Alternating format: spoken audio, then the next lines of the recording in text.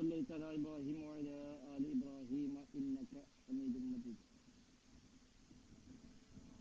اللهم بارك على محمد وعلى آل محمد كما باركت على إبراهيم وعلى آل إبراهيم في العالمين إنك حميد مجيد. الحمد لله.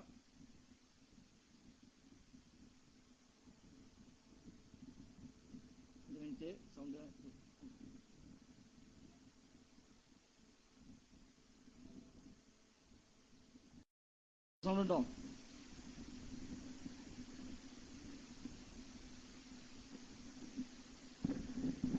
Okay, ശരി.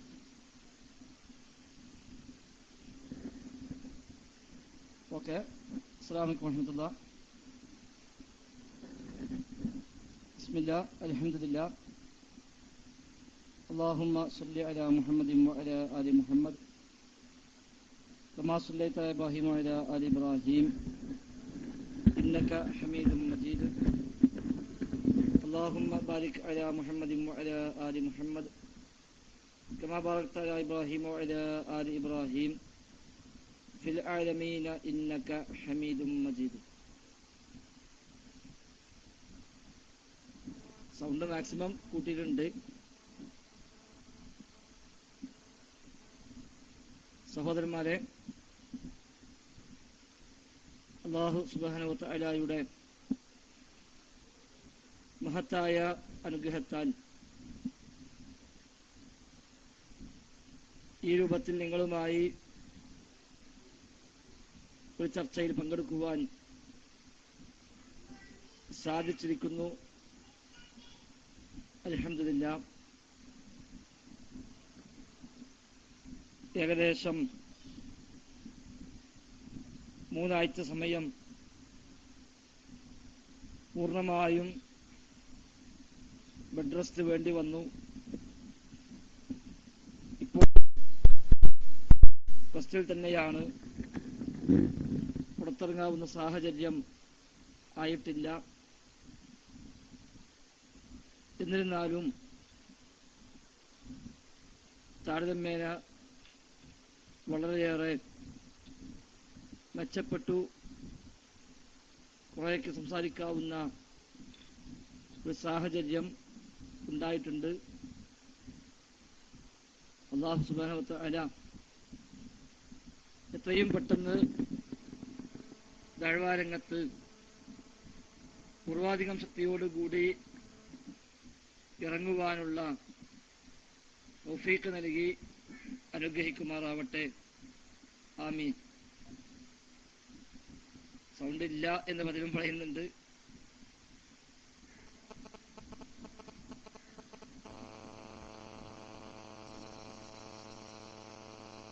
പരമാവധി ശബ്ദം കൂട്ടിയിട്ടുണ്ട്.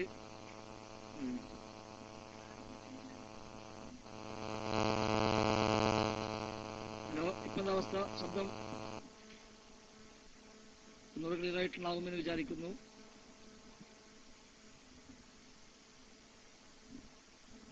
ഉണ്ടല്ലോ?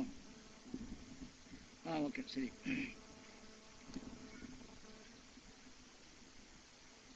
അല്ലാഹുവിന്റെ മഹത്തായ അനുഗ്രഹത്താൽ ഇസ്ലാഹി കേരളം ദഅ്വാ രംഗത്ത് അതിശക്തമായി മുന്നേറിക്കൊണ്ടിരിക്കുകയാണ്. ആരും ആരെയും കാത്തു നിൽക്കാതെ ഓരോരുത്തരും തങ്ങളുടെ ബാധ്യതയായി മനസ്സിലാക്കി കഴിവിന്റെ പരമാവധി ആ രംഗത്ത് അതിശക്തമായി തന്നെ പ്രവർത്തിച്ചുകൊണ്ടിരിക്കുന്ന ഒരു സാഹചര്യമാണ് ഇന്നുള്ളത്. അൽഹംദുലില്ലാഹ്. ഈ ദഅ്വാ സംരംഭത്തെ മുടക്കുവാനും അതില്ലാതാക്കുവാനും ആ രംഗത്ത് പ്രവർത്തിക്കുന്ന ആളുകളെ അതിൽ നിന്ന് പിന്തിരിപ്പിക്കുവാനുമൊക്കെയായി ചെയ്യാവുന്ന പരമാവധി കുതന്ത്രങ്ങളുമായി പലരും രംഗത്തിറങ്ങിയെങ്കിലും റഹ്മാനായ റബ്ബിൽ എല്ലാം തവക്കുലാക്കി അവന്റെ തൃപ്തി മാത്രം കാംക്ഷിച്ചുകൊണ്ട് ഇഖ്ലാസോടുകൂടി ദഅ്വാ രംഗത്ത്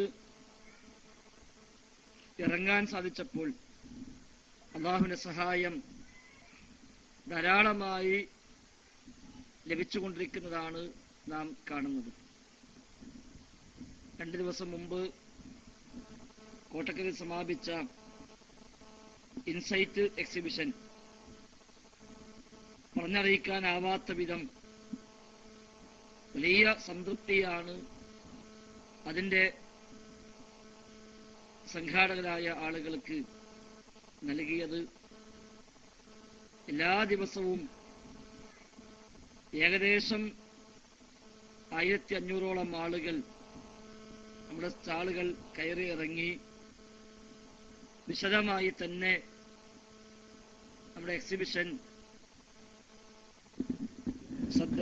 കൃത്യമായി വായിച്ചും കേട്ടും പോകുന്ന ഒരു സാഹചര്യം ഉണ്ടായി.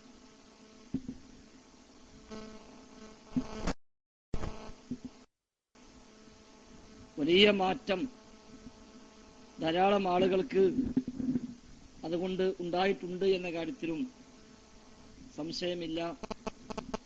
ശേഷം ഇന്ന് മുന്നോട്ടിൽ നമ്മൾ ആരംഭിച്ച ഇൻസൈറ്റ് എക്സിബിഷൻ അതും ജനബാഹുല്യം കൊണ്ട് ഇന്നും വളരെ ശ്രദ്ധേയമാണ് എന്നാണ് നമുക്ക് കിട്ടിയ വിവരങ്ങൾ പ്രകാരം മനസ്സിലാക്കാൻ സാധിച്ചത്. അൽഹംദുലില്ലാഹ്. ഒരു ഭാഗത്ത് പള്ളികളും സ്ഥാപനങ്ങളും മറ്റു ദഅ്വാ സംരംഭങ്ങളുമെല്ലാം ഇല്ലാതാക്കുവാനും പരമാവധി തടയുവാനുമുള്ള ശ്രമങ്ങൾ വ്യാപകമായി തന്നെ നടക്കുന്നുണ്ട്. എന്നെ പറയേണ്ട ആവശ്യമില്ല. കേരളത്തിൻ്റെ ഒരറ്റം മുതൽ മറ്റേ അറ്റം വരെ നാം പരിശോധിച്ചാൽ ഫോക്കസുകാരുടെ കാര്യമായ പണി പള്ളികൾ പൂട്ടിക്കലും ദഅവത്ത് മുടക്കലും സ്ഥാപനങ്ങൾ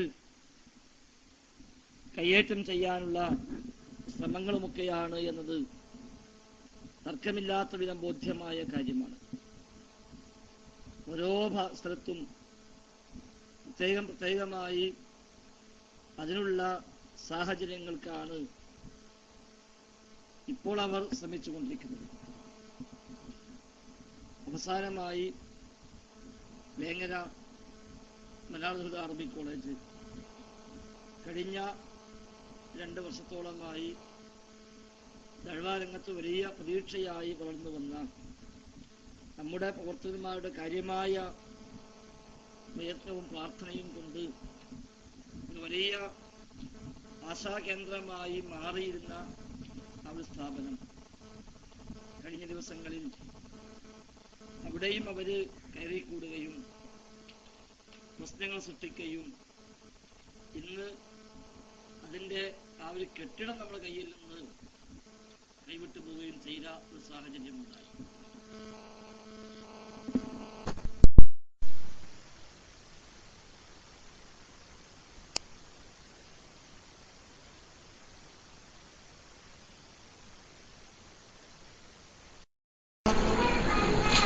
സഹോദരന്മാരെ, പ്രശ്നമുണ്ടോ? ഓക്കെ, അൽഹംദുലില്ലാഹ്. കൂടുതൽ ഇതിന്റെ മറ്റ് മെക്കാനിക്കെന്ന് അറിയാത്തതുകൊണ്ടാണ് എവിടെയാണ് കുത്തേണ്ടത് എന്താണെന്ന് കൃത്യം എനിക്കറിയില്ല. അതുകൊണ്ട് വന്ന ചെറിയ പ്രയാസങ്ങളാണ്. തൽക്കാലം സഹകരിക്കുക. ഏതായാലും സൂചിപ്പിച്ചത് കഴിഞ്ഞ ഏതാനും ദിവസങ്ങളായിട്ട് വ്യാപകമായി നമ്മുടെ സ്ഥാപനങ്ങളും പള്ളികളുമൊക്കെ പിടിച്ചെടുക്കുവാനും ഏറ്റവും ചുരുങ്ങിയത് നശിപ്പിക്കുവാനുമുള്ള ശ്രമങ്ങളാണ് നടന്നുകൊണ്ടിരിക്കുന്നത് എന്നാണ് സൂചിപ്പിച്ചതാകത്തുക. ഏറ്റവും അവസാനമായി വേങ്ങര മനാലുഹുദ അറബി കോളേജ് നമുക്ക് വലിയ ഒരു ആശാകേന്ദ്രമായിരുന്ന സ്ഥാപനമായിരുന്നു മനാറ്. കഴിഞ്ഞ 2 വർഷങ്ങളായി നമ്മുടെ പ്രവർത്തകന്മാർ അങ്ങേയറ്റം സഹായിക്കുകയും സഹകരിക്കുകയും ധാരാളമായി പ്രാർത്ഥിക്കുകയും എല്ലാം ചെയ്തതിന് ഫലമായി കുറഞ്ഞ സമയം കൊണ്ട് വലിയ ഒരു റിസൾട്ട് ഉണ്ടാക്കാൻ നമുക്ക് മനാറിൽ സാധിച്ചു. ഇപ്പോൾ അവസാനം അതിന് നേരെയും ഇവിടെ കൈകൾ കടന്നു വരികയും അവിടെയും നശിപ്പിക്കാനുള്ള ശ്രമങ്ങളുമായി അവർ ഇറങ്ങിത്തിരിക്കുകയും ചെയ്തു. പക്ഷേ കുടുംബങ്ങൾ മനസ്സിലാക്കി അവിടെയുള്ള വിദ്യാർത്ഥികളും അധ്യാപകരും ഒറ്റക്കെട്ടായി നിൽക്കുകയും എന്തു വന്നാലും ശരി ഈ സംവിധാനം നിർത്താൻ സമ്മതിക്കില്ല എന്ന് വാശി പിടിക്കുകയും ചെയ്തു.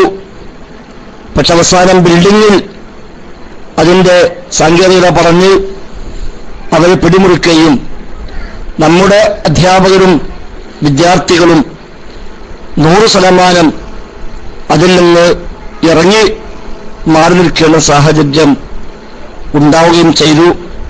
കെട്ടിടം അവരുടെ കയ്യിലായി. അതേസമയം മുഴുവൻ 100% വിദ്യാർത്ഥികളും അവിടെ വിട്ടുപോരുകയും എല്ലാ അധ്യാപകരും അവിടെ നിന്ന് ഇറങ്ങുകയും നമ്മളായി നാം ഉണ്ടാക്കിയെടുത്ത കിതാബുകളും മറ്റു അനുബന്ധ സൗകര്യങ്ങളും അടക്കം എല്ലാം നമുക്ക് കൈവശപ്പെടുത്താൻ സാധിക്കുകയും ഇന്ന് അത് മറ്റൊരു സംവിധാനത്തിലേക്ക് നാം തൽക്കാലം മാറ്റി നമ്മുടെ ഈ ഒരു സംരംഭം മുടങ്ങാതെ നിലനിർത്താൻ ശ്രമിക്കുകയും ചെയ്യുന്നുണ്ട്. അൽഹംദുലില്ലാഹ്. ആ ഭൗതികമായ ഒരു കെട്ടിടം അവരുടെ കയ്യിലായിപ്പോയി എന്ന് മാത്രം. ഇനിയിപ്പോൾ എന്ത് ചെയ്യാമെന്നറിയാതെ അവർ പ്രയാസപ്പെട്ട് നിൽക്കുന്ന അവസ്ഥയിലാണ് ഇപ്പോൾ ഉള്ളത്. അവരുടെ കയ്യിലായിട്ട് തൊട്ടടുത്ത ദിവസം തന്നെ അവർ ചെയ്തത് അവിടെ വന്ന് മൊത്തം ക്ലാസ് റൂം എണ്ണിപ്പോയിട്ട് ആ ഓരോ ക്ലാസ് റൂമിന്റെയും എണ്ണത്തിന് കണക്കാക്കി ഓരോ പൂട്ടും വാങ്ങി വന്ന് എല്ലാ ക്ലാസ്സും പൂട്ടിയിടുകയാണ് ആദ്യം ചെയ്ത പണി. അതാണല്ലോ അവർക്ക് ചെയ്യാൻ കഴിയുന്ന പണിയും. ഏതായിരുന്നാലും നമ്മുടെ സംരംഭം നിന്നിട്ടില്ല. അത് വളരെ ഭംഗിയായി തന്നെ തൊട്ടടുത്ത് നാം ഒരു തൽക്കാലം ഒരു വാടക കെട്ടിടം കണ്ടെത്തുകയും ആ വാടക കെട്ടിടത്തിൽ വളരെ ഭംഗിയായി തന്നെ ആ ഒരു സംവിധാനം മുടങ്ങാതെ ഒറ്റ ദിവസം പോലും ക്ലാസ് മുടങ്ങിയിട്ടില്ല, ഭംഗിയായി നടക്കുന്നുമുണ്ട്. അൽഹംദുലില്ലാഹ്. ഏതായാലും പറഞ്ഞു വന്നത്, ഇന്ന് കൃത്യമായി ഒന്ന് മാറി നിന്ന് വീക്ഷിക്കുന്ന ഒരാളെ സംബന്ധിച്ച് അവരുടെ ഭാഗത്ത് വല്ലാത്തൊരു വിരൽ പിടിച്ച സാഹചര്യം നമുക്ക് കാണാൻ സാധിക്കുന്നുണ്ട്. എനിക്ക് ശാരീരികമായി ഉണ്ടായ ഈ ഒരു പ്രയാസത്തിൽ കിട്ടിയ വേറെ കുറെ ഖൈറുകൾ, അതിൽപ്പെട്ട ഒന്നാണ് ഏകദേശം 3 ആഴ്ച സമയം ഇങ്ങനെ വീട്ടിൽ സ്വസ്ഥമായി കൂടിയപ്പോൾ MICRലും അതുപോലെ ഇവരുടെ ഓൺലൈൻ ക്ലാസ് റൂമിലുമൊക്കെ ഒരുപാട് സമയം കയറാനും അത് ശ്രദ്ധിക്കാനും അവസരം കിട്ടി. അപ്പൊ യഥാർത്ഥത്തില് അവരുടെ ഭാഗത്തു നിന്നുള്ള സംസാരങ്ങളും പ്രസംഗങ്ങളും ഒക്കെ ശ്രദ്ധിച്ചാൽ ആ ഒരു വിരൽ പിടിച്ച സാഹചര്യം അവരുടെ എല്ലാവരുടെയും സംസാരത്തിൽ വളരെ വ്യക്തമായി നമുക്ക് കാണാൻ സാധിക്കുന്നുണ്ട്. പ്രത്യേകിച്ച് ദൈവരംഗത്ത് നമ്മുടെ ഈ വലിയ മുന്നേറ്റം അത് ഒരിക്കലും നമ്മൾ പോലും പ്രതീക്ഷിക്കാത്ത, അവരേതായാലും പ്രതീക്ഷിച്ചിട്ടില്ല, നമ്മൾ പോലും പ്രതീക്ഷിക്കാത്ത അത്രയും വലിയ ഒരു മുന്നേറ്റമാണ് അൽഹംദുലില്ലാഹ് ആ രംഗത്ത് നമുക്ക് നടത്താൻ കഴിഞ്ഞത്. മുഖാമുഖങ്ങളായും ആദർശ വിശദീകരണ യോഗങ്ങളായും അതുപോലെ നമ്മുടെ 2 സംവാദങ്ങളും എല്ലാം ആ രംഗത്ത് അൽഹംദുലില്ലാഹ് റബ്ബിന്റെ മഹത്തായ അനുഗ്രഹം എന്നുകൊണ്ട് മാത്രം നമുക്ക് ആ രംഗത്ത് ഒരു വലിയ മുതൽക്കൂട്ടായി മാറി എന്ന കാര്യം തീർച്ചയാണ്. അവസാനം അതുമായി ബന്ധപ്പെട്ട് നമ്മൾ നടത്തിയ വെല്ലുവിളിയും പ്രത്യേകം പറയേണ്ട ആവശ്യമില്ല. നമ്മൾ കുറച്ച് സംവാദം കഴിഞ്ഞപ്പോൾ ഇസ്തിംതാഉമായി ബന്ധപ്പെട്ട് വിശുദ്ധ ഖുർആനിൽ പ്രയോഗിച്ച അൻആം സൂറയിലെ 108 ആയത്ത്, ആ ആയത്ത് ഞാൻ ദുർവ്യാഖ്യാനിച്ചു എന്നാണല്ലോ പിന്നീട് പ്രചാരണമുണ്ടായത്. അത്തരം പ്രചാരണം രംഗത്ത് വന്നപ്പോൾ സ്വാഭാവികമായി പ്രതികരണം ആവശ്യമാണ്. അതുകൊണ്ട് തന്നെ അതിനുശേഷമുണ്ടായ ചില വേദികളിലും കോഴിക്കോട് കടപ്പുറത്ത് നാം സംഘടിപ്പിച്ച ദഅ്വാ സംഗമത്തിലും നാം അത് തുറന്നു പ്രഖ്യാപിക്കുകയും അതിന്റെ ആ ഒരു വിഷയത്തിൽ വേണമെങ്കിൽ ഒരു സംവാദം തന്നെ നമുക്ക് നടത്താമെന്നും അത് സാക്ഷാൽ അബ്ദുറഹ്മാൻ സലഫി തന്നെ മുമ്പോട്ട് വരണമെന്നും പതിനായിരങ്ങൾ സാക്ഷിയാക്കി കോഴിക്കോട് കടപ്പുറത്ത് വെച്ച് നമ്മൾ പ്രഖ്യാപിച്ചു. ഏപ്രിൽ 7-ാം തീയതിയാണ് നാം പ്രഖ്യാപിച്ചത്. ഏകദേശം 21 ദിവസം എന്തു പറയണം എന്നറിയാതെ അവരാകെ ഇരുട്ടിത്തപ്പി അടക്കുകയും പിന്നീട് കടപ്പുറത്ത് ബദൽ എന്ന പേരിൽ അവർ സംഘടിപ്പിച്ച മറ്റൊരു പരിപാടിയിൽ ഏറ്റെടുത്തുവെന്ന് തോന്നിപ്പിക്കാവുന്ന വിധത്തിൽ സമർത്ഥമായി അദ്ദേഹം ഒഴിഞ്ഞു മാറിയതും നമ്മളൊക്കെ കണ്ടതാണ്. എന്നിട്ട് അദ്ദേഹം അത് ഏറ്റെടുക്കുന്നുവെന്ന് ആദ്യം പ്രഖ്യാപിക്കുകയും അതിനൊരുപാട് നിബന്ധനകൾ മുമ്പോട്ട് വെക്കുകയും ചെയ്തു. 5-ാം തീയതിക്ക് മുമ്പായി KJU-വിന് നാം കത്ത് കൊടുക്കണം എന്നാണ് അദ്ദേഹം ആവശ്യപ്പെട്ടത്. പക്ഷെ 1-ാം തീയതി തന്നെ ഇതുപോലെ MICR-ൽ കയറുകയും 12 മിനിറ്റ് ഞാൻ സംസാരിക്കുകയും അതുമായി ബന്ധപ്പെട്ട കൃത്യമായ നിലപാട് നാം പ്രഖ്യാപിക്കുകയും ചെയ്തു. അതിനുശേഷവും ഇന്ന് അബ്ദുറഹ്മാൻ സലഫി തിരുവങ്ങാടി നടത്തിയ ഇപ്പോൾ തൊട്ട് അരമണിക്കൂർ മുമ്പ് നടത്തിയ പ്രസംഗത്തിൽ പോലും അന്ന് നാം ഏറ്റെടുത്തു എന്ന് പറഞ്ഞുകൊണ്ട് MICR-ൽ ഞാൻ നടത്തിയ ആ ഒരു പ്രതികരണം, അതിന് ഒരു മാന്യമായി പ്രതികരിക്കാൻ പോലും അദ്ദേഹത്തിന് സാധിച്ചിട്ടില്ല എന്നുള്ളത് ഒരു വസ്തുത തന്നെയാണ്. പെരിന്തൽമണ്ണയിൽ അബ്ദുറഹ്മാൻ സലഫി 2 ദിവസം മുമ്പ് നടത്തിയ പ്രസംഗമാണെങ്കിലും അതുപോലെ ഇന്നത്തെ പ്രസംഗമാണെങ്കിലും അതൊക്കെ എന്നെക്കുറിച്ച് ഒരുപാട് എന്തെല്ലാമോ ആക്ഷേപങ്ങൾ പറഞ്ഞു എന്നല്ലാതെ അഹങ്കാരമാണെന്നും ധിക്കാരമാണെന്നും മുസ്യാരാണെന്നും ഖുറാഫി ചാലനാണ് എന്നുമൊക്കെയുള്ള പ്രയോഗങ്ങൾ മാറി മാറി അവർ പലരും നിർവഹിച്ചുകൊണ്ടിരിക്കുന്നു. അൽഹംദുലില്ലാഹ് നമുക്കതും ഖൈറ് തന്നെ. ഏതായിരുന്നാലും വീട്ടിലിങ്ങനെ ഒഴിഞ്ഞു കിടക്കുമ്പോൾ കിടന്ന കൂലി മാത്രം പോരാ, അല്ലാതെയും കുറച്ച് കൂലി കിട്ടണം എന്നൊരു പക്ഷെ അല്ലാഹു തീരുമാനിച്ചിട്ടുണ്ടാകുമെന്നാണ് ഞാനതിൽ മനസ്സിലാക്കുന്നത്. ഏതായാലും ഇന്നത്തെ അദ്ദേഹത്തിന്റെ സംസാരവും ശ്രദ്ധിച്ചപ്പോൾ അതിലും തന്നെ അദ്ദേഹം നേരെ ഞാൻ സന്നദ്ധനാണ് എന്ന് ഇപ്പോഴും അദ്ദേഹം പ്രഖ്യാപിച്ചിട്ടില്ല എന്നതാണ് വസ്തുത. ഞാനന്ന് എന്റെ സംസാരത്തിൽ പറഞ്ഞിരുന്നു, എന്തിനാണ് ഈ വളച്ചുകെട്ടൊക്കെ, ഇതിലേക്ക് എന്തിനാണ് KJU-വിനെ ബന്ധപ്പെടുത്തുന്നത്, ഇതിലേക്ക് എന്തിനാണ് ഹുസൈൻ സലഫിയെയും PN-നെയും സക്കിയ സുലാഹിയെയും എല്ലാം വിളിച്ചുകൊണ്ടുവരുന്നത്? കാരണം ഇവിടെ വിഷയം ഫൈസൽ മുസ്യാർ വിശുദ്ധ ഖുർആന്റെ ആയത്ത് ദുർവ്യാഖ്യാനിച്ചുവോ ഇല്ലേ എന്നതാണ്. ആ വിഷയമാണ് ചർച്ച ചെയ്യേണ്ടത്. അത് ചർച്ച ചെയ്യേണ്ടത് തീർച്ചയായും അതിന്റെ ഒരു ഭാഗത്ത് വരേണ്ടത് ഞാൻ തന്നെയാണല്ലോ. കാരണം ഞാൻ ദുർവ്യാഖ്യാനിച്ചോ ഇല്ലേ എന്നതാണ് ചർച്ച. മറുഭാഗത്ത് വരേണ്ടത് തീർച്ചയായും ആലങ്ങത്ത് പറ്റാവുന്ന ഒരാളാണല്ലോ. പക്ഷെ അന്ന് നാം പറഞ്ഞു, അബ്ദുറഹ്മാൻ സലഫി വലിയ ഒരാളായതുകൊണ്ടൊന്നുമല്ല അദ്ദേഹത്തെ നമ്മൾ വെല്ലുവിളിക്കുന്നത്. മറിച്ച് അവിടെ നാസസുല്ലമി കഴിഞ്ഞാൽ ഇനി ആകെ ബാക്കിയുള്ള അദ്ദേഹമാണ്. അല്ലാത്ത ആളുകൾ ആരും ഇല്ല എന്നല്ല, പക്ഷേ ഉണ്ട് എന്ന് നമ്മൾ വിചാരിച്ചിരുന്ന ആളുകൾ അവരൊക്കെ നാസസുല്ലമിയേക്കാൾ താഴെയാണ് എന്നാണല്ലോ കോഴിച്ചിറ സംഭവത്തോടു കൂടി നമുക്ക് ബോധ്യമായത്. അതുകൊണ്ടാണ് നാസസുല്ലമിയേക്കാളും അപ്പുറത്തുള്ള ഒരാൾ എന്ന നിലയ്ക്ക്, ഉണ്ടെന്ന് വിചാരിക്കപ്പെടുന്ന ആൾ എന്ന നിലയ്ക്ക് സാക്ഷാൽ അബ്ദുറഹ്മാൻ സലഫി തന്നെ അതിന് വരണമെന്നൊരു വാശി നമ്മൾ പിടിച്ചത്. അല്ലാതെ അദ്ദേഹം എത്ര വലിയ ആളാണ് എന്ന് തോന്നിയത് കൊണ്ടോ അതല്ലെങ്കിൽ അദ്ദേഹവുമായി സംവാദം നടത്തിയാൽ അതെന്തോ വലിയ അനക്കാര്യമാണ് എന്ന ഒരു തോന്നൽ കൊണ്ടോ ഒന്നുമല്ല. അദ്ദേഹം വരട്ടെ എന്നൊക്കെ തന്നെയാണ് ഇൻഷാ അല്ലാഹ് ഇനിയും മുമ്പോട്ട് പോകുന്നത്. അതുകൊണ്ട് നാം അന്ന് പറഞ്ഞു തന്നെയാണ് ഇന്നും പറയാനുള്ളത്, അബ്ദുറഹ്മാൻ സലഫി വരട്ടെ. എന്ന ഭാഗം ഉൾക്കൊള്ളുന്ന അൻആം സൂറയിലെ 128-ാമത്തെ ആയത്ത്, അത് ഞാൻ ദുർവ്യാഖ്യാനിച്ചുവോ ഇല്ലേ, അതാണ് വിഷയം. ആ വിഷയത്തിൽ ഇൻഷാ അല്ലാഹ് പരസ്യമായ സംവാദം. ഞാൻ പറഞ്ഞുവല്ലോ, സ്ഥലം അദ്ദേഹം പറയട്ടെ, എവിടെയായാലും കുഴപ്പമില്ല. അരീക്കോട് വേണോ അവിടെ വെച്ചാകാം, ഇടവെള്ള വേണോ അവിടെ വെച്ചാകാം, പത്തപ്പിരിയം വേണോ അവിടെ വെച്ചാകാം, ഒതായി വേണോ അവിടെ വെച്ചാവാം, തിരുവങ്ങാടി വേണോ അവിടെ വെച്ചാകാം. സ്ഥലം അദ്ദേഹം പറയട്ടെ, ഏത് സ്ഥലത്താലും പ്രശ്നമില്ല. പരസ്യമായൊരു സംവാദം വ്യവസ്ഥയിൽ ആവശ്യമില്ല. കാരണം എന്താ, ഒന്ന് കോഴിച്ചിനെ തയ്യാറാക്കിയ വ്യവസ്ഥയുണ്ട്, പന്നിപ്പായിൽ തയ്യാറാക്കിയ വ്യവസ്ഥയുണ്ട്.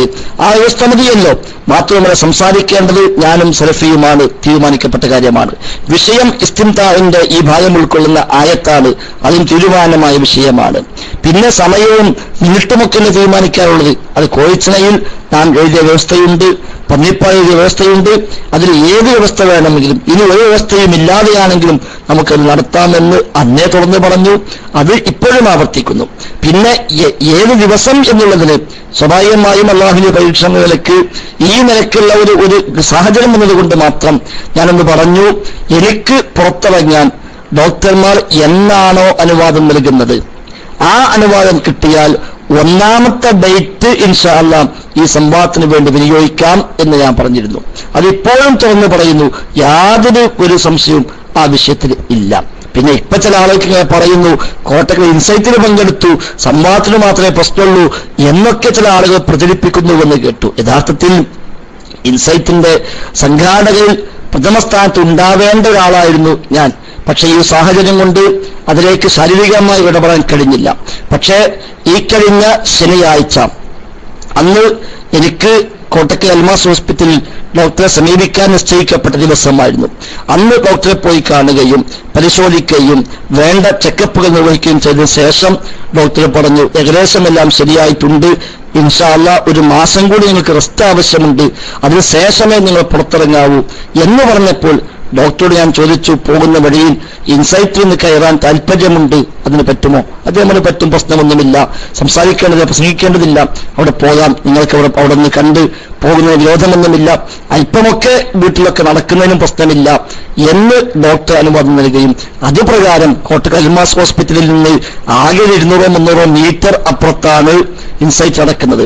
അതുകൊണ്ട് പോകുന്ന വാഹനം ഇൻസൈറ്റ് നഗരയിലേക്കൊന്ന് കയറ്റി ഒന്നവിടെ ഇറങ്ങി പ്രവർത്തകന്മാരെ കണ്ട്, അപ്പൊ എല്ലാവരും കൂടെ നിർബന്ധിച്ചു സ്റ്റേജിൽ ഒന്ന് കയറിയിരിക്കണമെന്ന് പറഞ്ഞു. ഞാൻ പറഞ്ഞു, വേണ്ട, പ്രയാസമാണ്, അല്ല ഒന്ന് കയറണം, ഒരുപാട് ഹൈറുണ്ടാകും. ശരി എങ്കിലാവട്ടെ. അങ്ങനെ പലരുടെയും സഹായത്തോടു കൂടി സ്റ്റേജിൽ ഒന്ന് കയറി ഒരു 5-10 മിനിറ്റ് അവിടെ ഇരുന്നു. നേരെ ഇറങ്ങി സ്റ്റേജിന് തൊട്ടടുത്ത് തന്നെ നിർത്തിയ വാഹനത്തിൽ കയറി തിരിച്ചു വീട്ടിലേക്ക് പോരുകയും ചെയ്തു. അതാണ് ഇൻസൈറ്റിന് പങ്കെടുത്തു എന്ന് പറഞ്ഞുകൊണ്ട്. അപ്പൊ സംവാദത്തിനാണ് പറ്റാത്തത്, ഇൻസൈറ്റിന് പ്രശ്നമൊന്നുമില്ല, ഇതാണോ ബെഡ് റെസ്റ്റ് എന്ന് ചോദിച്ച് ചില ആളുകൾ ഇപ്പറങ്ങുന്നത്. ഒക്കെ ആവട്ടെ, നമുക്കതിൽ പരാതിയൊന്നുമില്ല.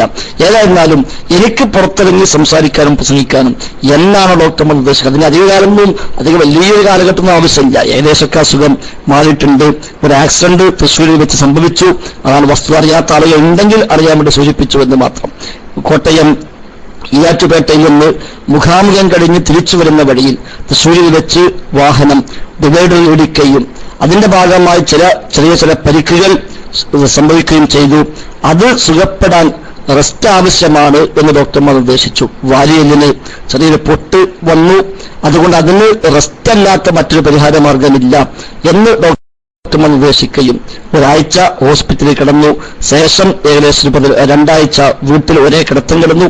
അതും കഴിഞ്ഞ് 3 ആഴ്ചക്ക് ശേഷം രണ്ടാമത് ഹോസ്പിറ്റലിൽ ചെന്നു. ടെസ്റ്റുകൾ നടത്തി. ഏകദേശം എല്ല് ജോയിന്റ് ആയിട്ടുണ്ട്. ഇനി ഏതാനും ദിവസങ്ങൾ കൂടി, ഒരു മാസം കൂടെ റെസ്റ്റ് ആവശ്യമുണ്ട് എന്ന് ഡോക്ടർമാർ പറഞ്ഞു. ഇൻഷാ അല്ലാഹ് അത് കഴിഞ്ഞാൽ പുറത്തിറങ്ങാം, താഴ്വാരംഗത്ത് വീണ്ടും വരാം. അല്ലാത്ത മറ്റു പ്രയാസങ്ങളൊന്നുമില്ല.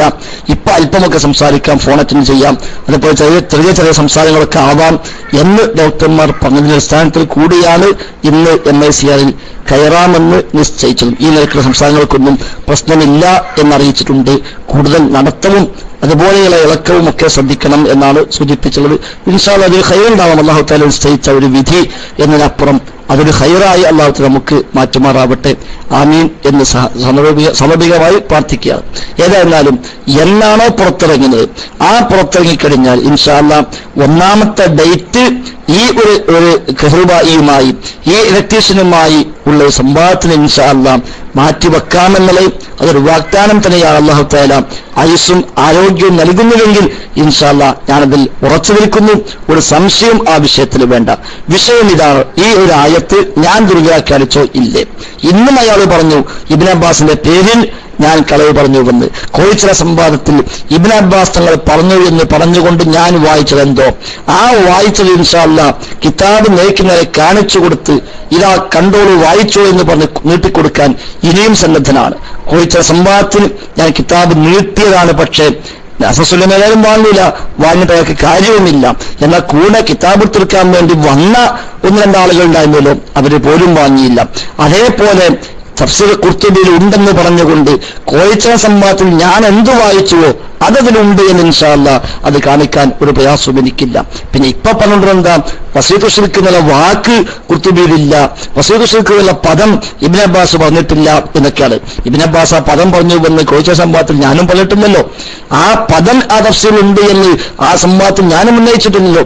അതേസമയം ഞാൻ ആ തഫ്സീൽ വായിച്ചുകൊണ്ട് കോഴിച്ച സംഭവത്തിൽ എന്താണ്, ഏത് ഭാഗമാണ് തഫ്സീർ ഉണ്ടെന്ന് പറഞ്ഞത്, അത് ഇൻഷാ അല്ലാഹ് കാണിക്കാൻ യാതൊരു പ്രയാസവുമില്ല. ഇബ്നു അബ്ബാസ് തങ്ങൾ പറഞ്ഞുവെന്ന് കോഴിച്ച സംഭവത്തിൽ ഞാൻ എന്താണോ ഈ ആയത്തുമായി ബന്ധപ്പെട്ട് പറഞ്ഞത്, അത് ഇൻഷാ അല്ലാഹ് കാണിക്കാൻ പ്രയാസവുമില്ല. അതുകൊണ്ട് ആ പറഞ്ഞത് 100% സത്യം തന്നെ, യാതൊരു സംശയവും ആ വിഷയത്തിലില്ല. ഇനി ഇസ്തിംതാഇന്റെ ആയത്ത്, അതിൽ ഞാൻ പറഞ്ഞ അർത്ഥം ലോകത്തൊരു പണ്ഡിതനും പറഞ്ഞിട്ടില്ല എന്നാണോ എങ്കിൽ വസിയത്തു ശിർക്ക് എന്ന പദം തന്നെ വെച്ചുകൊണ്ട് ഈ ആയത്ത് തെളിവാക്കി പറഞ്ഞ സലഫി പണ്ഡിതന്മാരെയും കാണിക്കാം. അതും കോഴിച്ച സംഭവത്തിൽ സൂചിപ്പിച്ചു, അതും ഇൻഷാ അല്ലാഹ് കാണിക്കാൻ ഇപ്പോഴും സന്നദ്ധമാണ് താനും. അതുകൊണ്ട് വിഷയം അതായിരിക്കണം. ആ വിഷയത്തിൽ ഇൻഷാ അല്ലാഹ് സംസാരിക്കേണ്ടത് ഈ ഇലക്ട്രീഷ്യനായ അബ്ദുറഹ്മാൻ മംഗല തന്നെ ആവുകയും വേണം. അതിലും സംശയമൊന്നുമില്ല. അതിൽ പിയന്റെ പേര് പറഞ്ഞിട്ട്, അതേപോലെ ഹുസൈൻ സലഫിയുടെ പേര് പറഞ്ഞിട്ട്, സക്കിയ സുലാഹിയുടെ പേര് പറഞ്ഞിട്ട് രക്ഷപ്പെടാമെന്ന ആ വ്യാമോഹം തൽക്കാലം നടക്കില്ല എന്ന് തന്നെയാണ് സൂചിപ്പിക്കാനുള്ളത്. അദ്ദേഹത്തിന് ഇപ്പോഴും അതാ താല്പര്യം. അവരൊക്കെ വരണം. എവിടെ അവര്? ഇനി അവരൊക്കെ വന്നാലോ? ഇപ്പോഴും പറഞ്ഞെന്താ, എന്റെ ശിഷ്യന്മാരെ മതിയാവും, ചിലപ്പോ എന്നെക്കാളും വെല്ലുവിളി വരും, എന്നാലും ഞാൻ വരില്ല എന്നർത്ഥം. അത് പറ്റൂല. അദ്ദേഹം വരിക തന്നെ വേണം, ഒരു സംശയം ആ വിഷയത്തിലില്ല. അദ്ദേഹമുണ്ടോ? ഇൻഷാ അല്ലാഹ് നമുക്ക് നടത്താം. കേരളം കാത്തിരിക്കുകയാണ്, അത് നടക്കട്ടെ. അതിൽ മറ്റു താല്പര്യങ്ങളൊന്നുമില്ല. ആരെയും വഷളാക്കുവാനോ ആരുടെയും മുമ്പിൽ വലിയ ആളാകുവാനോ അതല്ലെങ്കിൽ പിന്നെ ഒരു അഹങ്കാരം കൊണ്ടോ ഒന്നുമല്ല അത് പറയുന്നത്. മറിച്ച് അള്ളാന്റെ വിശുദ്ധ ഖുർആനിലെ വചനം ഞാൻ ദുർവ്യാഖ്യാനിച്ചുവെന്ന് നാടുനീളെ പ്രചരിപ്പിക്കുമ്പോൾ അതിന്റെ വസ്തുത എന്ത് എന്ന് സമൂഹത്തിന് മുമ്പിൽ ബോധ്യപ്പെടുത്തേണ്ട ഒരു ബാധ്യത എനിക്കുണ്ട് എന്നുകൊണ്ട് മാത്രമാണ് ഈ വെല്ലുവിളി ഇപ്പോഴും ആവർത്തിക്കുന്നത്. അതുകൊണ്ട് അദ്ദേഹം സ്ഥലം പറയട്ടെ. ഡേറ്റ് ഇൻഷാ അല്ലാഹ് ഡോക്ടർമാർ നിർദ്ദേശിക്കുന്ന പ്രകാരം 1ാമത്തെ ദിവസം അതെന്നാണെങ്കിലും ആ ഡേറ്റ് ആയിരിക്കും ഇൻഷാ അല്ലാഹ്. അത്രയും നിവൃത്തിയുള്ളൂ. സ്ഥലം അദ്ദേഹം പറയുന്ന ഏത് സ്ഥലത്തും ഇൻഷാ അല്ലാഹ് നമുക്ക് നടത്താം.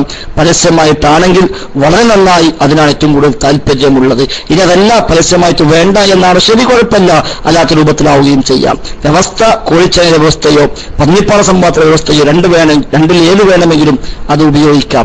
സംസാരിക്കേണ്ടത് അദ്ദേഹം ഞാനും തമ്മിൽ. കിതാബ് എടുത്തെടുക്കാൻ വേണമെങ്കിൽ TPO അതല്ലെങ്കിൽ അതുപോലെ ആരെങ്കിലും ഒക്കെ വന്നോട്ടെ, അതിന് യാതൊരു വിരോധവും നമുക്കിന്നതാനും എന്നത് കൂടി കൂട്ടത്തിൽ നമ്മുടെ വക അദ്ദേഹത്തിന് അനുവദിച്ചു കൊടുക്കുകയാണ്.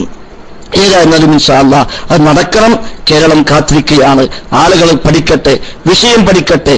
എന്താണ് ഈ ഒരു ആയത്തെന്നും, എന്താ ഖുർത്തുബിയിലുള്ളത് എന്നും, എന്താ ഇബ്നു അബ്ബാസ് പറഞ്ഞത് എന്നും, മറ്റു പണ്ഡിതന്മാരും ഇനി ആയത്തിനെ എങ്ങനെയാണ് വ്യാഖ്യാനിച്ചത് എന്നുമൊക്കെ ആളുകൾ മനസ്സിലാക്കട്ടെ. എന്താ പ്രയാസമുള്ളത്? ഏതായിരുന്നാലും ശരി, അത് നടക്കുമെന്ന പ്രതീക്ഷ നമ്മൾ വെച്ചു പുലർത്തുന്നു. അദ്ദേഹം അതിൽ നിന്ന് ഒഴിഞ്ഞു മാറില്ല എന്ന് തന്നെയാണ് ഇൻഷാ അല്ലാഹ് പ്രതീക്ഷിക്കുന്നത്. ഏതായാലും എനിക്ക് നമ്മുടെ പ്രവർത്തകന്മാരെ സൂചിപ്പിക്കാനുള്ളത്, നാം ദഅ്വ രംഗത്ത് അതിശക്തമായി രംഗത്തിറങ്ങുക. ആരോടുമുള്ള വാശി തീർക്കാനല്ല, ആരെയും പരാജയപ്പെടുത്താനല്ല, നമ്മുടെ ഒരു ബാധ്യത നിർവഹണം എന്ന നിലക്ക് മാത്രം നാം ഈ രംഗത്തിറങ്ങുക. നിങ്ങളെല്ലാം മനസ്സിലാക്കിയതുപോലെ നമ്മൾ ഇവിടെ അൽഹംദുലില്ലാഹ് ഒരു പുതിയ സ്ഥാപനം വരികയാണ്. മലപ്പുറം ആസ്ഥാനമായി ഒരു ശറഇയ്യ കോളേജ്.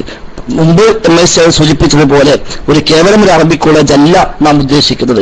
നിലവിലുള്ള അറബി കോളേജുകൾക്ക് ഒരു ബദൽ സംവിധാനവുമല്ല ഉദ്ദേശിക്കുന്നത്. നിലവിലുള്ള സ്ഥാപനങ്ങൾ അതെല്ലാം നമ്മുടേതാണ്. അതൊന്നും നാം കൈവിട്ടു പോകുന്നില്ല. നമ്മുടെ ജാമിഅ സലഫിയയും ജാമിഅ നബവിയെയും മദീനത്തുൽ ഉലൂമും അൻസാർ അറബി കോളേജും എല്ലാത്തിലും നമ്മുടെ ഓരോ പ്രവർത്തകന്റെയും വിയർപ്പും അധ്വാനവും അതെല്ലാം ഉണ്ട്. അതെല്ലാം നമ്മുടെ തന്നെയാണ്, ഒരു സംശയവുമില്ല. പക്ഷേ കാലങ്ങളായി നമ്മൾ ആഗ്രഹിച്ച, പലരുമായി നമ്മൾ പങ്കുവെച്ച ഒരു ആശയമായിരുന്നു ഒരു യൂണിവേഴ്സിറ്റി സിലബസ് പഠിപ്പിക്കുന്ന ഒരു കേവല സംവിധാനത്തിനപ്പുറത്തേക്ക് കൃത്യമായി കിതാബുകൾ കൈകാര്യം ചെയ്യുന്ന ലക്ഷണമൊത്ത പണ്ഡിതന്മാരെ വാർത്തെടുക്കാൻ കഴിയുന്ന ഒരു നല്ലൊരു സ്ഥാപനം നമുക്ക് ആവശ്യമുണ്ട് എന്ന ആശയം മുമ്പേ തന്നെ പലരുമായും പലപ്പോഴായും നമ്മളൊക്കെ പങ്കുവച്ചതായിരുന്നു. അതിന് സാഹചര്യം നമുക്ക് ഒത്തുവന്നില്ല. അതിനിപ്പോഴാണ് സാഹചര്യം ഉണ്ടായത്. അപ്പോൾ ആ വഴിയിലേക്ക് ഇറങ്ങിയെന്ന് മാത്രം.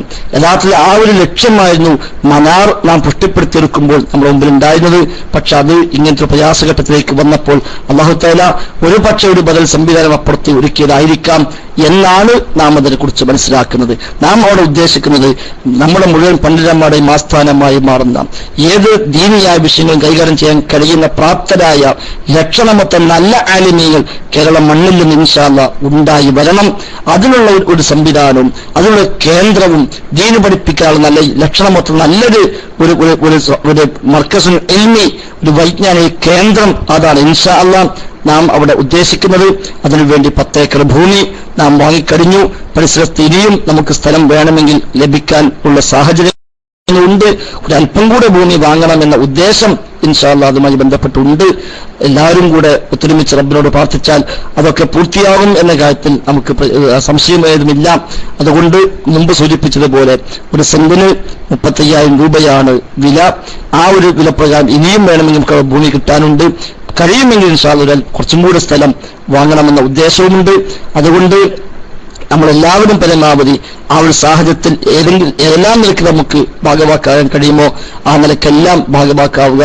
ഇൻഷാ അല്ലാഹ് വിദേശ രാജ്യങ്ങളിൽ ഓരോ രാജ്യത്തും പ്രത്യേകം ആളുകളെ നാം അതിനുവേണ്ടി അടുത്ത ദിവസങ്ങളിൽ പ്രത്യേകം ഉത്തരവാദിത്തം ഏൽപ്പിക്കുന്നുണ്ട്. ഇന്ന് രാവിലെ മുതൽ ഏകദേശം ഇപ്പൊ രാത്രി 8 മണി വരെ നീണ്ടുനിന്ന വിശദമായ മീറ്റിംഗ് ഇതുമായി ബന്ധപ്പെട്ട് ഉണ്ടായിരുന്നു. അതുമായി ബന്ധപ്പെട്ട് ധാരാളം തീരുമാനങ്ങൾ വന്നിട്ടുണ്ട്. ഇൻഷാ അല്ലാഹ് ബാങ്ക് അക്കൗണ്ടും അതുപോലെയുള്ള കാര്യങ്ങളുമൊക്കെ അടുത്ത ദിവസങ്ങളിൽ ഔദ്യോഗികമായി തന്നെ നിങ്ങൾ അറിയിക്കും. അതിന് മറ്റ് വിശദാംശങ്ങളും അറിയിക്കും. നമ്മുടെ പണ്ഡിതന്മാർ എല്ലാവരും ഉൾക്കൊള്ളുന്ന ഒരു ട്രസ്റ്റ് ഇൻഷാ അല്ലാഹ് അതിനുവേണ്ടി തയ്യാറായി വരുന്നു. അങ്ങനെ പണ്ഡിതന്മാരുടെ എല്ലാം നേതൃത്വത്തിലായിക്കൊണ്ട് നടക്കുന്ന ഒരു മാതൃകാ യോഗ്യമായ ഒരു സ്ഥാപനം, ലോകാടിസ്ഥാനത്തിൽ തന്നെ സലഫി സംഘടനകളുമായി ബന്ധമുണ്ടാക്കാൻ കഴിയുന്ന, സലഫി പണ്ഡിതന്മാരുമായി ബന്ധപ്പെടാൻ കഴിയുന്ന നല്ല ഒരു സംവിധാനം ഇൻഷാ അല്ലാഹ് നമുക്ക് എന്നും ദീനിയായി ലോകത്തിന് മുമ്പിൽ തന്നെ ഒരു മാതൃകയായി കൊടുക്കാവുന്ന സ്ഥാപനമാണ് ഇൻഷാ അല്ലാഹ് ഇതിലൂടെ നാം ഉദ്ദേശിക്കുന്നത്. അല്ലാതെ ഒരിക്കലും കേവലം ഒരു അറബി കോളേജ് അല്ല നാം ഇതുകൊണ്ട് കാണുന്നത്. അത് കൂട്ടത്തിൽ യൂണിവേഴ്സിറ്റി സിലബസ് കൂടി പഠിപ്പിക്കാമെന്നല്ലാതെ ഏറ്റവും പ്രധാനമായി നാം ഉദ്ദേശിക്കുന്നത് എല്ലാ ഗ്രന്ഥങ്ങളും കൈകാര്യം ചെയ്യാൻ കഴിയാവുന്ന, ഏത് വിഷയം കൈകാര്യം ചെയ്യാൻ കഴിയാവുന്ന, ലോകാടിസ്ഥാനത്തിൽ തന്നെ നല്ല ലക്ഷണമൊത്ത പണ്ഡിതന്മാരെ ഇൻഷാ അല്ലാഹ് വരും തലമുറകളിൽ നിന്ന് ഉണ്ടാക്കിയെടുക്കാൻ സാധിക്കാവുന്ന ഒരു സാഹചര്യമാണ് ഇൻഷാ അല്ലാഹ് ഇതിലൂടെ ഉദ്ദേശിക്കുന്നത്. ഈ വർഷം നമ്മൾ ഇൻഷാ അല്ലാഹ് ജൂൺ ആദ്യവാരത്തോടു കൂടി താൽക്കാലികമായ സംവിധാനത്തിൽ വെച്ച് നാം ഇതിന്റെ 1ാമത്തെ ബാച്ച് ഇൻഷാ അല്ലാഹ് ആരംഭിക്കുകയാണ്. പെരിന്തൽമണ്ണയിൽ നമ്മുടെ സഹോദരൻ അദ്ദേഹത്തിന്റെ 5 ഏക്കർ ഭൂമിയും അതിൽ ഇപ്പോൾ അവിടെ തയ്യാറായിരിക്കുന്ന ഒരു സ്കൂൾ കെട്ടിടവും അദ്ദേഹം നമുക്ക് സൗജന്യമായി 1-2 വർഷത്തേക്ക് വാടക പോലുമില്ലാതെ അദ്ദേഹം നമുക്ക് വിട്ടുതന്നിട്ടുണ്ട്. ഇനി അവിടെ അത്യാവശ്യമുള്ള പണികൾ വല്ലതും ഉണ്ടെങ്കിൽ അതും അദ്ദേഹത്തിന്റെ വകയായി അദ്ദേഹത്തിന്റെ സ്വന്തം ചെലവിൽ അദ്ദേഹം ചെയ്യാമെന്ന് അദ്ദേഹം ഏറ്റിട്ടുമുണ്ട്. ഇൻഷാ അല്ലാഹ് ജൂൺ ആദ്യവാരത്തിൽ നാം അവിടെ വെച്ച് നമ്മുടെ 1ാമത്തെ ബാച്ച് ഇൻഷാ അല്ലാഹ് ആരംഭിക്കുകയാണ്. ഏകദേശം 200ഓളം കുട്ടികൾ ഇപ്പോൾ തന്നെ അതിലേക്ക് രജിസ്റ്റർ ചെയ്ത് കഴിഞ്ഞു. ഇനിയും ധാരാളം ഫോൺ കോളുകൾ വന്നുകൊണ്ടിരിക്കുന്നു. ഇൻഷാ അല്ലാഹ് ജൂൺ ആദ്യവാരത്തിൽ നമ്മൾ തുടങ്ങുന്നു. മനാറിലെ ഇപ്പോഴുള്ള എല്ലാ സംവിധാനങ്ങളും നാം അങ്ങോട്ട് തൽക്കാലം മാറ്റുകയാണ്. അവിടെ അതേപോലെ എടക്കര, കരുണച്ചിയിൽ, ഹംസമദീനയും ഷമീൽ മദീനയും എല്ലാം നേതൃത്വം കൊടുത്തിരുന്ന സ്ഥാപനവും നാം അതിലേക്ക് ലയിപ്പിക്കുകയാണ്. ഇൻഷാ അല്ലാഹ് എല്ലാം കൂടെ കൂട്ടി നമ്മുടെ എല്ലാവരുടെയും സാന്നിധ്യമുണ്ടായി, എല്ലാവരുടെയും ശ്രദ്ധയുണ്ടായി, നമ്മുടെ പ്രധാനപ്പെട്ട എല്ലാ ദാഴിമാരും അവർ അധ്യാപകരായി ഉണ്ടാകുന്ന നല്ല ഒരു സംവിധാനമായി ഇൻഷാ അല്ലാഹ് ജൂൺ ആദ്യവാരത്തിൽ തന്നെ ആരംഭിക്കാൻ ഉദ്ദേശിക്കുന്നത്. പെൺകുട്ടികൾക്ക് നമുക്ക് അവിടെ സൗകര്യമില്ല, പക്ഷെ പെൺകുട്ടികൾക്കും ഇൻഷാ അല്ലാഹ് ഈ ജൂണോട് കൂടി തന്നെ മറ്റൊരു സംവിധാനം നാം ആലോചിച്ചുകൊണ്ടിരിക്കുന്നുണ്ട്. ഏതാനും ദിവസങ്ങൾക്കകം ഇൻഷാ അല്ലാഹ് നല്ല കൃത്യമായ ഒരു രീതി അതിലും ഉണ്ടാകും എന്ന പ്രതീക്ഷ നമുക്കുണ്ട്. ഇന്നത്തെ മീറ്റിംഗിൽ അതൊന്ന് ഏകദേശം ഒരു തീരുമാനമായിട്ടുണ്ട്. അതിന്റെ വിശദാംശങ്ങൾ പറയാറായിട്ടില്ലെങ്കിലും ഏതാനും ദിവസങ്ങൾ കൊണ്ട് ഇൻഷാ അല്ലാഹ് തീരുമാനമാകും. ഈ ജൂണോടുകൂടി ഇൻഷാ അല്ലാഹ് പെൺകുട്ടികൾക്കും അഫ്സൽ ഉലമയുടെ എല്ലാ ക്ലാസ്സിലേക്കും അഡ്മിഷൻ കിട്ടാവുന്ന ഹോസ്റ്റൽ സൗകര്യത്തോടു കൂടിയുള്ള ഒരു സംവിധാനം ഇൻഷാ അല്ലാഹ് പ്രധാനപ്പെട്ട നമ്മുടെ ഒരു നഗരത്തിൽ തന്നെ അതിനുള്ള സാഹചര്യം ഒരുങ്ങിക്കൊണ്ടിരിക്കുന്നു. ഇതേപോലെ നമ്മുടെ ചില പ്രവർത്തകന്മാർ ഉള്ള ഒരു സംവിധാനം നമുക്ക് ഈ നിലക്ക് ഉപയോഗപ്പെടുത്താൻ വേണ്ടി തരാമെന്ന ഒരു ധാരണയായിട്ടുണ്ട്. ഇൻഷാ അല്ലാഹ് ഏതാനും ചില സ്റ്റെപ്പുകൾ കൂടി പൂർത്തിയാവേണ്ടതുണ്ട്. അതുകൂടി പൂർത്തിയായാൽ ഇൻഷാ അല്ലാഹ് ഒരു ആഴ്ചക്കകം തന്നെ അതിന്റെ ഒരു ഔദ്യോഗികമായ പ്രഖ്യാപനമുണ്ടാവുകയും ചൂട് ആദ്യ വാരത്തോടു കൂടി തന്നെ ഇൻഷാ അല്ലാഹ് പെൺകുട്ടികൾക്കും നമുക്കവിടെ തുടങ്ങാനുള്ള സാഹചര്യം ഉണ്ടാകും. ഇൻഷാ അല്ലാഹ് ഇത് തുടക്കമാവട്ടെ. ഇവിടുന്ന് അങ്ങോട്ട് കുറഞ്ഞ കാലങ്ങൾ കൊണ്ട് തന്നെ ഒരു വലിയ ഒരു മുന്നേറ്റം വൈജ്ഞാനിക രംഗത്ത് ഇൻഷാ അല്ലാഹ് ഇതോടുകൂടി നടത്താൻ നമുക്ക് സാധിക്കണം. ഇത്രയും കാലം സംഘടന ഈ കെട്ടിക്കുറുക്കിൽ കുടുങ്ങി നമുക്ക് നഷ്ടപ്പെട്ട ഈ വൈജ്ഞാനിക രംഗത്തുള്ള ഒരുപാട് നഷ്ടങ്ങൾ അതെല്ലാം ഇൻഷാ അല്ലാഹ് നമുക്കിതുകൊണ്ട് പരിഹരിക്കാൻ സാധിക്കുമെന്നാണ് പ്രതീക്ഷ. എല്ലാവരുടെയും പ്രാർത്ഥനയും എല്ലാവരുടെയും സഹകരണവും ആ രംഗത്ത് വേണം. ഈ ഒരു 30-ാം തീയതി ആകുമ്പോഴേക്കും 50 ലക്ഷം രൂപ കൂടി നാം ഈ വാങ്ങിയ സ്ഥലത്തിന് വേണ്ടി കൊടുക്കേണ്ടതുണ്ട്. എന്നാലും ബാക്കി 5 ലക്ഷം കൊടുത്തു, ഈ 50 കൊടുക്കാനുണ്ട്. ഈ 30-ാം തീയതിക്ക് ശേഷം ഒരു 2.5 കോടി പിന്നെയും കൊടുക്കാനുണ്ടാവും. ഇൻഷാ അല്ലാഹ് തൊട്ടടുത്ത് നമ്മൾ പറഞ്ഞതുപോലെ ലഭ്യമാകാവുന്ന പരമാവധി സ്ഥലങ്ങൾ വാങ്ങണം എന്ന് തന്നെയാണ് ഉദ്ദേശിക്കുന്നത്. പിന്നീട് പക്ഷെ നമുക്ക് സ്ഥലം കിട്ടണം എന്നില്ല. അതുകൊണ്ട് അതിനുള്ള ഒരു വഴിയും തേടുന്നുണ്ട്. എല്ലാം അള്ളാഹുവിൽ തവക്കുലാക്കി നാം ഇറങ്ങുകയാണ്. നേരത്തെ സൂചിപ്പിച്ച പോലെ നിലവിലുള്ള ഒരു സ്ഥാപനത്തിനും ബദലല്ല നാം തുടങ്ങുന്നത്. ആരെയും തോൽപ്പിക്കാനല്ല, ആർക്കും മുമ്പിൽ നമ്മൾ വാശി കാണിക്കാനല്ല, മറിച്ച് നമ്മുടെ മുഴുവൻ പണ്ഡിതന്മാർക്കും കൂടാവുന്ന ഒരു കേന്ദ്രവും ഏത് പ്രബോധകനും ഏത് വിഷയത്തിലും കൃത്യമായി പഠിക്കാനും ഏത് സാധാരണക്കാരനും ഒരു കൂലിപ്പണിക്കാരന് വരെ അയാളുടെ ജോലി സമയം കഴിഞ്ഞാലും ദീന് പഠിക്കാൻ താല്പര്യമുണ്ടെങ്കിൽ അതിന് പോലും കയറി വരാവുന്ന സൗകര്യവും സാഹചര്യവുമുള്ള ഒരു സംവിധാനമാണ് മനസ്സിൽ കാണുന്നത്. ഇൻഷാ അല്ലാഹ് റബ്ബാണ് എല്ലാം പ്രാവർത്തികമാക്കാൻ സഹായിക്കേണ്ടവൻ. നാം എല്ലാം റബ്ബിനോട് ആത്മാർത്ഥമായി ഈ സംവിധാനത്തിനു വേണ്ടി ദുആ ചെയ്യണം എന്ന് കൂടി സൂചിപ്പിക്കാണ്. ഏതായിരുന്നാലും ഇൻഷാ അല്ലാഹ് ദഅ്വ രംഗത്ത് റബ്ബിനെ പ്രീതി മാത്രം കാംക്ഷിച്ചുകൊണ്ട് സ്വർഗം ലക്ഷ്യമാക്കിക്കൊണ്ട് നാം മുന്നേറുക.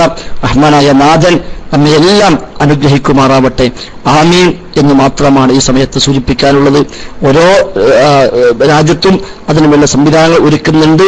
അവിടെ എല്ലാം ഉത്തരവാദപ്പെട്ട ആളുകളെ നാം അതിനുവേണ്ടി ചുമതലപ്പെടുത്തുന്നുണ്ട്. അവരുടെ വിവരങ്ങൾ ഇൻഷാ അല്ലാഹ് വിശദമായി തന്നെ അടുത്ത ദിവസങ്ങളിൽ നിങ്ങളെ അറിയിക്കും. നിങ്ങൾക്ക് അവരുമായി ബന്ധപ്പെട്ട് ചെയ്യാൻ ആഗ്രഹിക്കുന്ന ആളുകൾ 1, 2, 3, 5, 10 സെന്റൊക്കെ ഏറ്റെടുക്കാൻ കഴിയുന്ന ആളുകൾ അങ്ങനെ ഒരു പ്രത്യേക വഖഫായിക്കൊണ്ട് തന്നെ അത് ഏറ്റെടുക്കുക. അതേപോലെ നമ്മളുമായി ബന്ധപ്പെട്ട ആളുകളെ ഇതിലേക്ക് ബന്ധിപ്പിച്ചു തരാൻ കഴിയുന്നവർ ആ നിലക്കും ബന്ധിപ്പിക്കുക. ഇൻഷാ അല്ലാഹ് ഈ വെള്ളിയാഴ്ച 4 മണിക്ക് മലപ്പുറം ടൗണിൽ അതുമായി ബന്ധപ്പെട്ട ഒരു പ്രഥമ യോഗം നാം ചേരുന്നുണ്ട്. പ്രധാനികളായ ഒരുപാട് ആളുകളെ അതിലേക്ക് ക്ഷണിച്ചു വരുത്തി ഈ സ്ഥാപനത്തിലെ പ്രാധാന്യം അവരെ ശ്രദ്ധയിൽപ്പെടുത്താനാണ് നാം അതുകൊണ്ട് ഉദ്ദേശിക്കുന്നത്. അതും നിങ്ങൾ ശ്രദ്ധയിലുണ്ടാവുക. PN അബ്ദുൽ ലത്തീഫ് മദനിയാണ് ഇതിന്റെ സാമ്പത്തിക വകുപ്പിന്റെ ചെയർമാനായി നാം നിശ്ചയിച്ചിട്ടുള്ളത്. ഇതിന് കൺവീനർ തൽക്കാലം എന്നെയാണ് ചുമതലപ്പെടുത്തിയിരിക്കുന്നത്. ഇൻഷാ അല്ലാഹ് അതേപോലെ ഓരോ പ്രദേശത്തും അതുമായി ബന്ധപ്പെട്ട് നമ്മുടെ പണ്ഡിതന്മാരെ ആരെയും നിങ്ങൾക്ക് സമീപിക്കാം. ഹുസൈൻ സലഫിയോ അതേപോലെ നമ്മുടെ മറ്റു ദാഴിമാരോ മറ്റു പ്രബോധകന്മാരോ ആരെയും നിങ്ങൾക്ക് ആ വിഷയത്തിൽ സമീപിക്കാം. ആരുമായി ബന്ധപ്പെടാം, ആരുടെ കയ്യിൽ ഏൽപ്പിച്ചാലും ഇൻഷാ അല്ലാഹ് അതിന്റെ കൃത്യമായി അത് ഈ സോഴ്സിലേക്ക് എത്തും എന്നൊരു ഉറപ്പുണ്ട്. അതെല്ലാം ഉണ്ടാക്കിയ അതിന്റെ കമ്മിറ്റിയിൽ നമ്മുടെ എല്ലാ ദാഴിമാരും അതിലുണ്ട്, എല്ലാ പ്രബോധകന്മാരുമുണ്ട്, പ്രധാനപ്പെട്ട നമ്മുടെ സംഘാടകരുമുണ്ട്. അവരെല്ലാം കൂടി നല്ലൊരു ട്രസ്റ്റ് ഉണ്ടാക്കി നല്ലൊരു ബൈലയുണ്ടാക്കി ഇൻഷാ അല്ലാഹ് നല്ലൊരു മുതൽക്കൂട്ടാകുമെന്ന രൂപത്തിൽ തന്നെയാണ് നാം അത് കൊണ്ടുപോകുന്നത്. അതുകൊണ്ട് എല്ലാവരുടെയും സാമ്പത്തിക സഹകരണവും അതിനേക്കാൾ ഉപരി നിങ്ങളെ പ്രാർത്ഥനയും ഉണ്ടാകണം എന്നാണ് പ്രത്യേകമായി സൂചിപ്പിക്കാൻ എന്നുള്ളത്. അല്ലാഹു തആല നമ്മെ എല്ലാം അനുഗ്രഹിക്കുമാറാവട്ടെ. വേണമെങ്കിൽ ഇൻഷാ അല്ലാഹ് ഒരു 10 മിനിറ്റ് സമയം ഇതുമായി ബന്ധപ്പെട്ടോ അല്ലാതെ ഇപ്പോഴത്തെ ഒരു സാഹചര്യവുമായി ബന്ധപ്പെട്ടോ ഒക്കെ പ്രത്യേകിച്ച് വല്ലതുമൊക്കെ പറയാനോ ചോദിക്കാനൊക്കെ ഉണ്ടെങ്കിൽ നിങ്ങൾക്ക് ചോദിക്കാൻ വേണ്ടി വേണമെങ്കിൽ ഒരു 10-15 മിനിറ്റ് ഇൻഷാ അല്ലാഹ് സമയം തരാം. ഫത്വ ചോദിക്കാനല്ല ഉദ്ദേശിക്കുന്നത്, വിഷയങ്ങൾ ചോദിക്കാനല്ല, മറിച്ച് ഇപ്പോഴത്തെ സാഹചര്യങ്ങളും വേങ്ങര മനാറുമായി ബന്ധപ്പെട്ട കാര്യങ്ങളും അതേപോലെ ഈ സ്ഥാപനവുമായി ബന്ധപ്പെട്ട കാര്യങ്ങളും ഒക്കെ ഇങ്ങനെ ചോദിക്കാനുണ്ടെങ്കിൽ ഉണ്ടാക്കി ചോദിക്കണമെന്നില്ല. ഉള്ള ആളുകൾക്ക് ചോദിക്കാം. ഇൻഷാ അല്ലാഹ് പരമാവധി പറ്റാവുന്ന രൂപത്തിൽ വിശദീകരിക്കാം എന്നാണ് സൂചിപ്പിക്കാനുള്ളത്. അല്ലാഹു തആല അനുഗ്രഹിക്കുമാറാവട്ടെ. അല്ലാഹു അവന്റെ ദീനിനു വേണ്ടി ആത്മാർത്ഥമായി പ്രവർത്തിക്കുവാനും നാളെ പരലോകത്ത് കുടുംബസമേതം തന്നെ അള്ളാഹുവിന്റെ അംബിയായിന്റെയും ഔലിയായിന്റെയും സുദീഖുകളുടെയും ശുഹദായിന്റെയും സ്വാലിഹികളെയും കൂടെ അവന്റെ സ്വർഗ്ഗലോകത്ത് ഒരുമിച്ച് കൂടുവാൻ നമ്മുടെ തൗഫീഖ് നൽകി നമ്മയെല്ലാം അനുഗ്രഹിക്കുമാറാവട്ടെ. ഇൻഷാ അല്ലാഹ് അധികം വൈകാതെ നമ്മുടെ മങ്കട അബ്ദുറഹ്മാൻ സലഫിന്ന് പറയാൻ പറ്റുമെന്ന് ഗർബായിന്ന് പറയണോ അതൊക്കെ നിങ്ങൾ തീരുമാനിച്ചാൽ മതി. അദ്ദേഹം ഇൻഷാ അല്ലാഹ് സ്ഥലം പ്രഖ്യാപിക്കുമെന്ന് നമുക്ക് പ്രതീക്ഷിക്കാം. ആ സ്ഥലത്ത് വെച്ച് ഇൻഷാ അല്ലാഹ് ഒരു മാസത്തിനപ്പുറം നമ്മുടെ സംവാദം നടക്കും. റമദാന് മുമ്പായിട്ട് ഇൻഷാ അല്ലാഹ് എന്തായാലും ആ സംവാദം നടക്കുമെന്ന് തന്നെയാണ് ഇപ്പോഴത്തെ സാഹചര്യപ്രകാരം സൂചിപ്പിക്കാനുള്ളത്. അതും നമുക്ക് കാത്തിരിക്കാം. അല്ലാഹു എല്ലാ രംഗത്തും അവന്റെ പ്രീതി മാത്രം കാംക്ഷിച്ചുകൊണ്ട് പ്രവർത്തിക്കാൻ തൗഫീഖ് നൽകി അനുഗ്രഹിക്കുമാറാവട്ടെ. റബ്ബനാ ആതിനാ ഫിദ്ദുനിയ ഹസന വഫിൽ ആഖിറതി ഹസന വഖിനാ അദാബന്നാർ.